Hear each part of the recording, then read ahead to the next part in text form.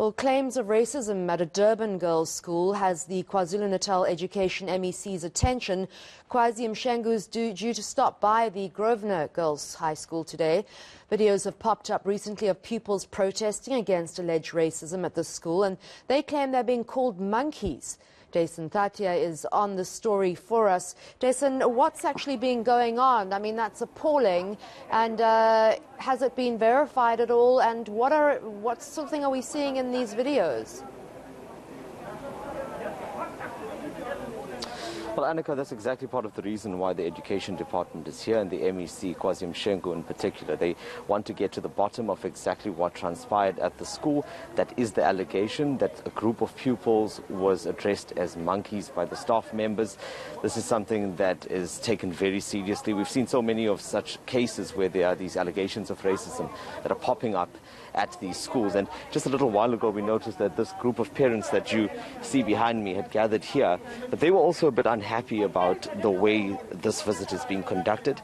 The MEC at the moment is inside the school, and he is speaking to staff members and the principal in particular. But the parents that you're seeing here that are gathered outside are unhappy about that. They say that the MEC should have started speaking to them first to find out what the issue was, because it was them and the pupils at the school that had raised the alarm over that alleged incident last week. There were videos that were circulating which showed quite a number of pupils here that were protesting. They were chanting, they were singing, and they were speaking out against this alleged incident against one of their fellow classmates. Those videos were first seen on Thursday, and there were more that had come out on Friday as well. So lots of unhappiness and tension, not just from the pupils, but also from the parents themselves who have pupils or rather have children in the school. Jason, it seems to be an ongoing theme at schools across the country, and we're always surprised because we think that with the, the millennial kids and kids that didn't live through apartheid, that these sort of racist issues wouldn't be cropping up. But the reality is we shouldn't be surprised because it's happening all the time. Definitely not. And again, too many such incidents. Annika, I just want to see if I can get you a little bit closer to what's happening here. I see that the parents are expressing their concerns. Let me see if I can get in here off to the side. Excuse me, ma'am. Are you one of the parents? Hello? Are you one of the parents, ma'am? Could I have a word with you? No, I don't want to. Okay, Annika, this parent says that she's not keen to speak, but it seems like they are now being addressed by a representative from the school.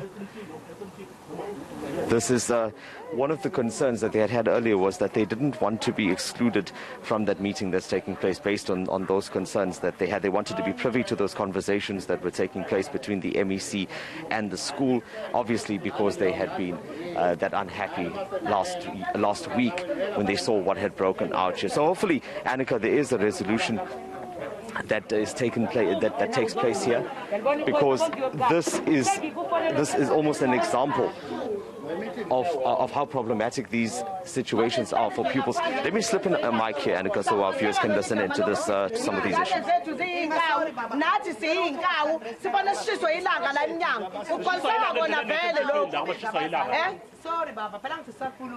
Sorry, so how are you? Fine. You're live on eNCA. Yeah. Are you one of the parents? Yeah, I'm the parent of one of the students here. What is one of the main concerns that you're having right now? About the racism here. Yes. The racism principal always call us as a monkey. Yes. Even the parents?